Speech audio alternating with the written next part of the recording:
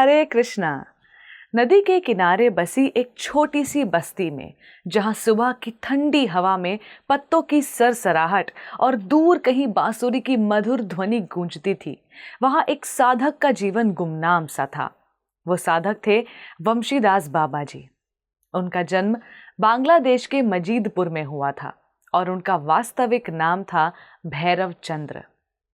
गरीबी और साधारणता में पले बड़े वंशीदास जी ने किशोर अवस्था में ही भगवान श्री चैतन्य महाप्रभु और श्री नित्यानंद प्रभु के प्रति गहरी श्रद्धा विकसित कर ली थी।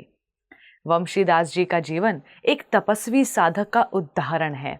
उन्होंने घर परिवार को त्याग कर संन्यास ले लिया और नरोत्तम दास ठाकुर जी से दीक्षा प्राप्त की। दीक्षा के बाद उन्होंने 3 वर्षों तक मजीदपुर के जंगलों में तपस्या की और फिर भारत के विभिन्न तीर्थ स्थलों की यात्रा भी की। अंततः वे नवद्वीप के स्वरूपगंज में बस गए, जहां उन्होंने गंगा के किनारे एक बड़े से पेड़ के नीचे अपनी कुटिया बना ली। यहाँ उनका जीवन अत्यंत तपस्वी और साधारणतः था। वंशीदास बाबा जी का जीवन अवधूत संतों जैसा था। उन्होंने बाहरी आचार व्यवहार की परवाह नहीं की।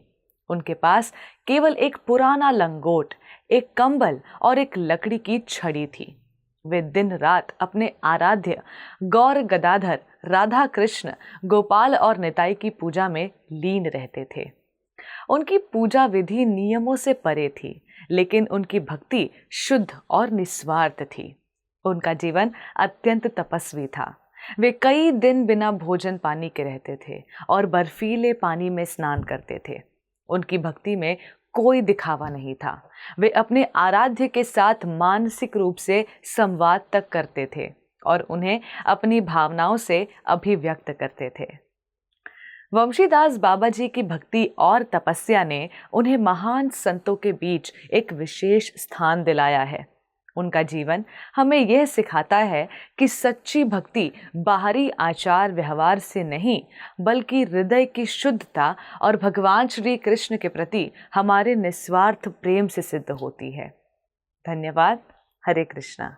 ऐसे ही और भक्तिमय कार्यक्रमों के लिए देखिए हरे कृष्णा टेलीविजन, और इसे प्राप्त करने के लिए आप अपने केबल अथवा DTH ऑपरेटर से संपर्क करें तथा और अधिक जानकारी के लिए आज ही डायल करें 7666 839 839।